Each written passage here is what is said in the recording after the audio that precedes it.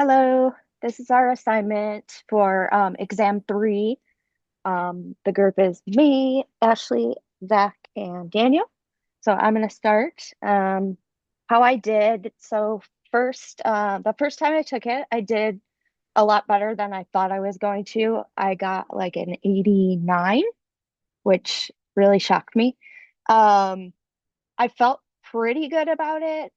Some of it uh was like going back into like remembering just how to figure some of the questions out, but um I feel like I did pretty well, um even if some of them were guesses. But other than that, I just it really helped to read the little lesson too, because it gives you like little hints of like recaps of how to do it. So that really helped me. um as far as what surprises I encountered, I would just say some of the answers like were kind of confusing to me. Just like this one I have here, this was one I got wrong.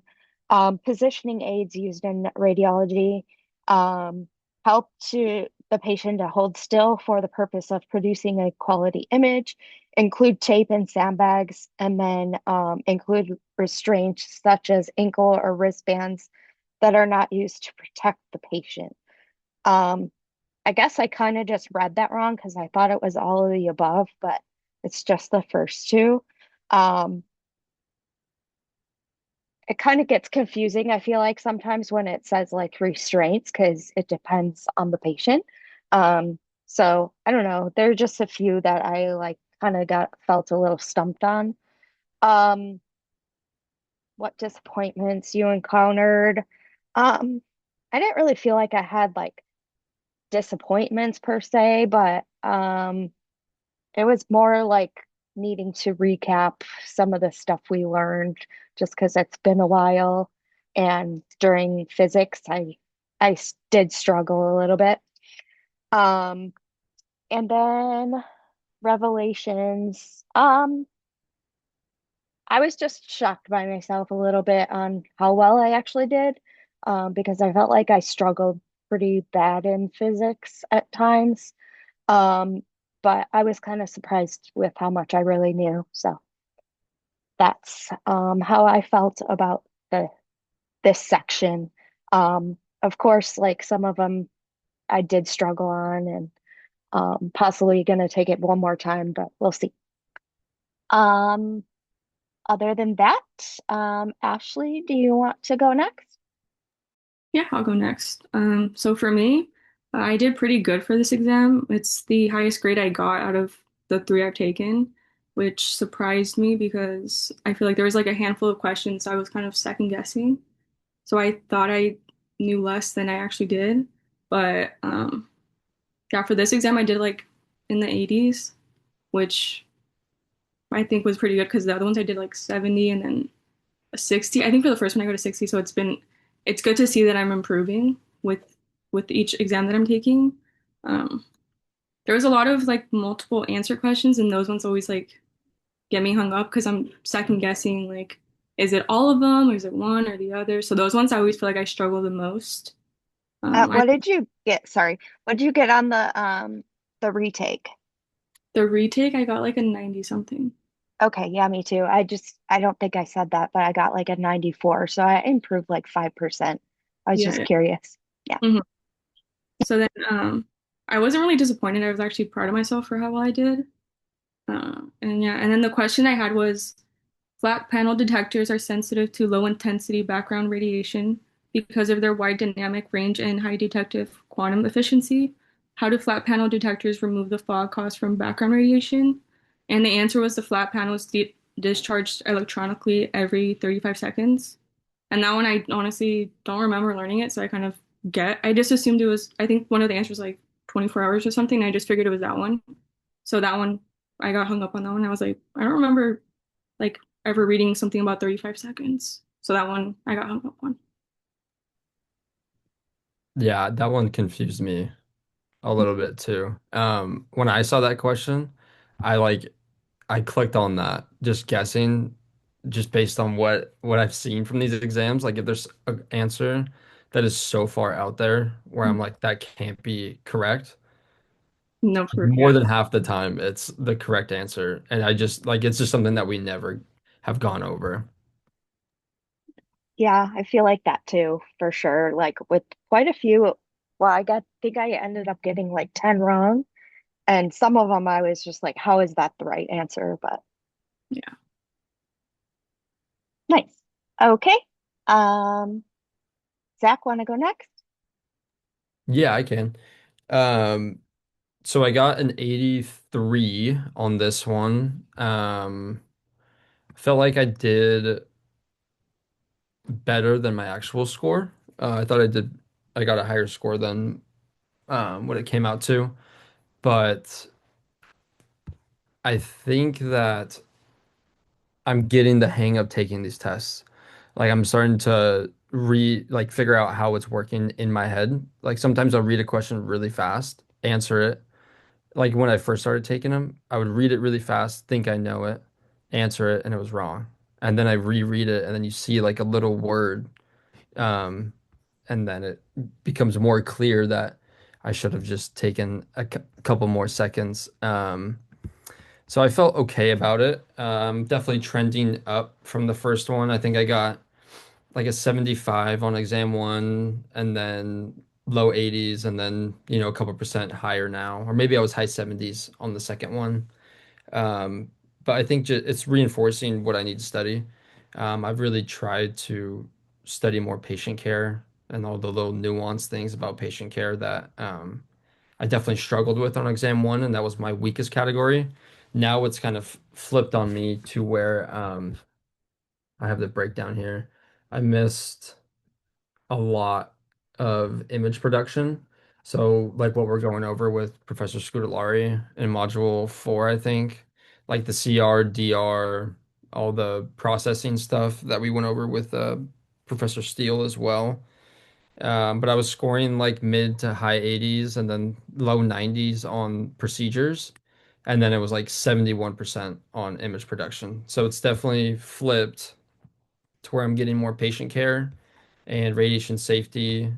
Procedures is going up, which is good. So now it's nice to have those breakdowns to really let you know where you need to go.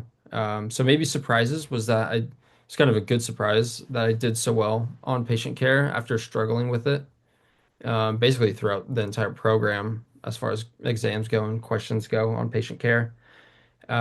Disappointments, kind of like you, Amy. I don't think it's really a disappointment, but maybe that I could be getting much higher scores image production, if I focus a little bit more on image production. Revelations, I guess just patient care becoming a stronger category for me. So that's good. And then a question that I had, I'm sure you guys saw this one too and thought a bunch of crazy things in your head, but according to the Code of Federal Regulations, Title 21 CFR, fluoroscopic equipment manufactured after June 10th, 2006 must meet which of the following standards? A, the length nor width of the X-ray field can exceed the IR by more than 3% of the SID. B, display the last image hold. Radiograph shall be replaced by the fluoroscopic image concurrently with reinitiation of the fluoroscopic exposure.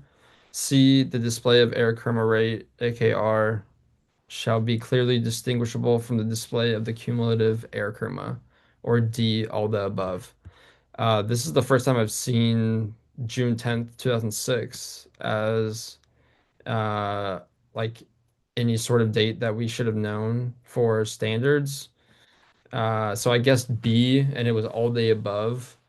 Also, the first time I've seen 3% of the SID. Everything that I've seen as it relates to the the light field and SID has always been 2%.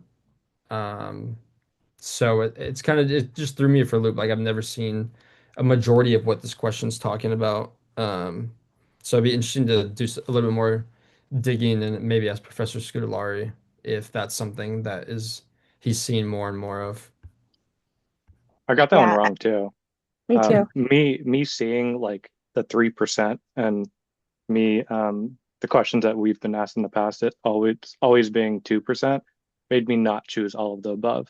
Because questions like that where I have no idea what it's talking about, I just tend to choose all of the above just because it's just like a shot in the dark. But me Yeah. seeing that 3%, I felt like Yeah. made it even harder. Yeah, and almost like I'm so confident that it's 2% Yeah, that it has to be an answer other than all the above. exactly. Yeah, that one was tricky. I remember getting it wrong the first time for sure.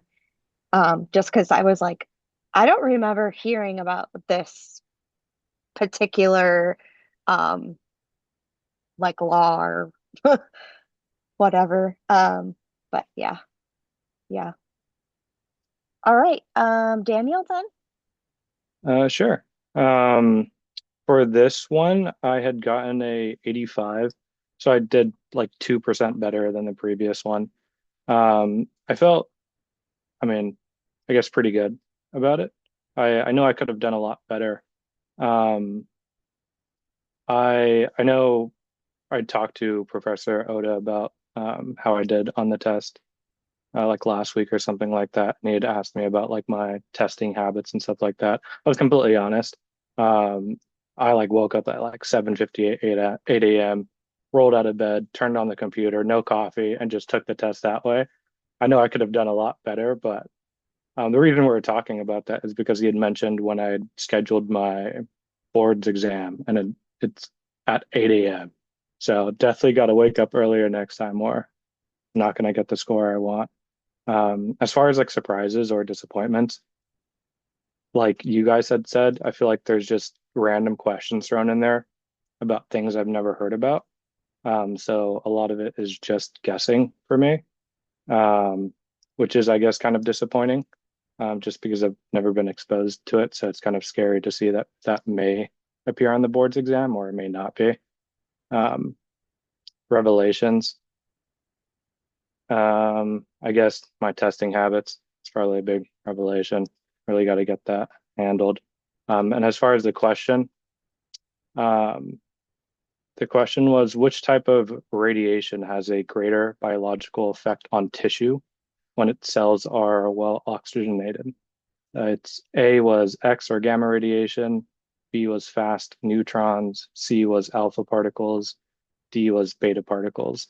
I'd completely forgot about high or low LET radiation. The correct answer was X or gamma radiation. Definitely got to go back and review all that stuff, but I don't know. Yeah, that one was definitely a hard one for me. Yeah. Did anyone else read the actual lesson plan thing? I actually never have until this time. But it was pretty helpful. It gave you a lot of the like some of the math ones that like the two times the shell number.